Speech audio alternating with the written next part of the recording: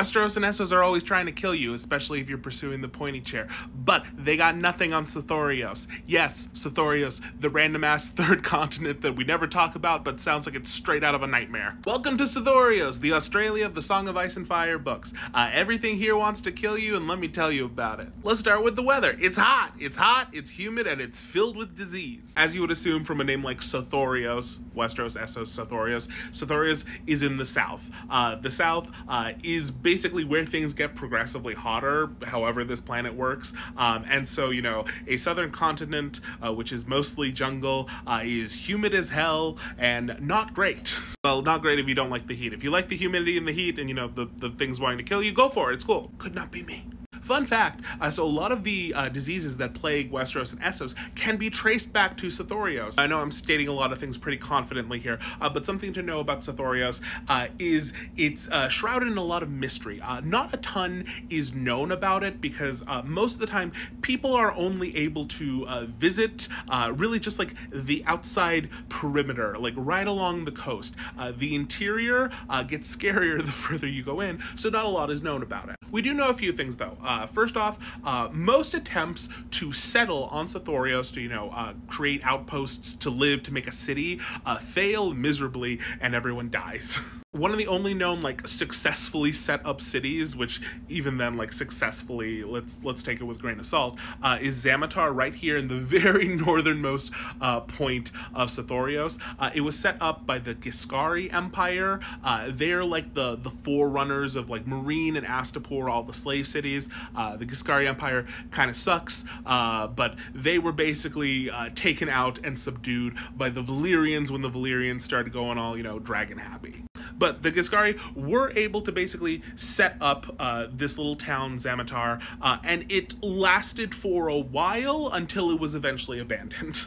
Beyond Zamatar, though, there is one other, like, known kind of pretty big city, which if you look at Zamatar and then go, like, straight down, follow that river, you can see where it says Yin. Yin is, like, a very ancient city. No one knows who made it, why it was made, or why it was abandoned. Though, fun fact, it seems to be built almost entirely from that oily black stone that just keeps coming up in all of these freaking books. What does the oily black stone mean? I don't really know. I'm gonna be real, it's like the one piece of lore that I don't quite understand, and people have asked me to talk about it, and I'm like, it's oily, it's black, and George keeps mentioning it. I don't know. I'm not much of a theorist myself. But anyway, so there's Yin, which is like a huge abandoned, seemingly kind of like architecturally more advanced city, but it's just in the middle of the jungle, and, you know, scary because, you know, a lot of the people who try to go there, who try to explore or even like resettle it, they have a tendency to disappear. Not so fun fact for all the Princess Nymeria stands out there, but Princess Nymeria, who was one of the like forerunners to Dorne, she eventually like settled with the Rhoynar, that ethnic group in Dorne, married into the Martells and everything. But before they landed in Dorne, they were like an exiled people, like looking for a place to settle, and Princess Nymeria tried to settle in Sothoryos. She settled her people, you know, in the abandoned Zamatar, and then sent, you know, a bunch of them down to Yin, and they tried to make it work. They made it about a year before all of the various diseases and wild animals and scary things, you know, drove them to think like, okay, maybe this isn't the best idea.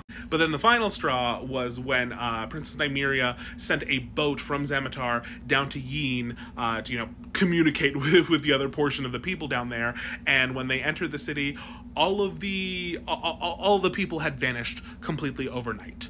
Don't know what happened to them, and it was at that point that Princess Nymeria was like, I'm out, cool. She gathered everyone back on their boats, and they kept, you know, looking for a place to live, because, you know, Sothoryos sucks. Now, before I get to all the various fun, dangerous creatures that want to kill you, there are some human-ish people on Sothoryos. Like, obviously, it is not a heavily populated continent, but there are a group of men or cultural something that are known as the Brindled Men. I'm gonna get real for 2 seconds. When I first heard about the brindled men and Sothoryos, I was real worried that this was like a case of like, oh, George is pulling a racism. That's not fun. Because as like an English major, hearing about like a jungle continent with a group of like savage men, my mind immediately went to like Heart of Darkness, which is like a 19th century book that has a very negative view of Africa, lots of terrible stereotypes, and uses a lot of words to describe the people there that I will not repeat here for obvious reasons. But yeah, that was my first thought. But upon further inspection, actually like reading the material, I'm like, oh, okay, no, I don't think that's what that is. So the brindled men, to me, sound more like some form of like Neanderthal or, you know, other species of human, because there's just like enough like wrong about them that this isn't just like, you know, a case of like, ooh, this person looks slightly different than me and I'm feeling racist. But no, they have like distinct non-human features. Like they're described as having, you know, weirdly like long arms. They are massively muscled. They have giant like square teeth. Their noses look almost like hog-like. Like they're like upturned and like very flat and wide, and they're described as looking like hog men, basically. And then they're also called brindled men because of like the splotchy like skin pattern, where it's if you Google brindled, you'll get what I mean. But it's like this splotchy like white and brown like pattern that you see on like a lot of animals. And so yeah, basically altogether, my assumption is because this is like a very remote thing, the idea is that this is like human speciation. I know I'm not saying that word right, but basically, you know, humans evolve, but if you get like split off, you know, Homo sapiens evolved out one way, and then Neanderthals or whatever, any of the other ones, Denisovans, you know, develop a different way. And then beyond that of me thinking that this is like, oh no, this is a different species and less of racism, they do mention that like the brindled men cannot have children with people from Essos or Westeros. If they try, like most of the time, like they're not fertile, or like the babies are not alive when they're born, and there's like lots of issues. So this seems like this is a different species. Now, beyond the disease and the brindled men who are like probably gonna fight you if you try to like live near them, we also have all the dangerous creatures that want to eat you. Behold, this selection from the menagerie. So up on top, you have giant white vampire bats who are known to be able to like, you know, drain a man of blood and leave you dead. You know, if the disease and the brindled men haven't gotten you first.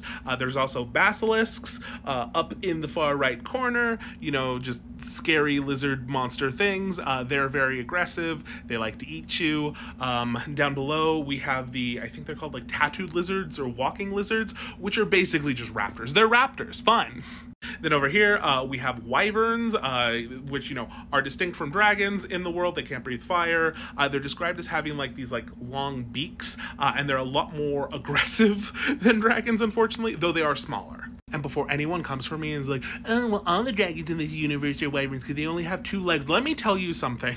Language is made up. Language, we make it up. It's not real, okay? Try reading Beowulf in Old English. Try reading the Canterbury Tales in Middle English. Try reading Shakespeare in Modern English. That's all English. It's all very different. Why? Because language changes all the time because we make it up. If I decide to call babies goo goo gagas and I get enough people to buy in, that's a word now. They are goo goo gagas. So Georgie Boy calls his dragons while they have 2 legs, and, you know, millions of us buy in. Well, you know what? He kind of got his way now, didn't he? I may have gotten sidetracked. But I'm passionate because language means nothing! Also, some special mentions for creatures I couldn't find pictures of, but there are specific kinds of wyvern called brown bellies that are supposed to be like the size of monkeys, but they hunt in packs of 100, so they're terrifying. Also, shout out to the giant literal King Kong monkeys. That is a thing. King Kong monkeys, they are the size of King Kong, and they can like kill an elephant with their bare hands. It's crazy. Oh, and don't forget the giant crocodiles that can like attack boats and they can break the boat. They can break the boat because they're giant. Finally though, despite having like some maps and, you know, Sothoryos not looking super big,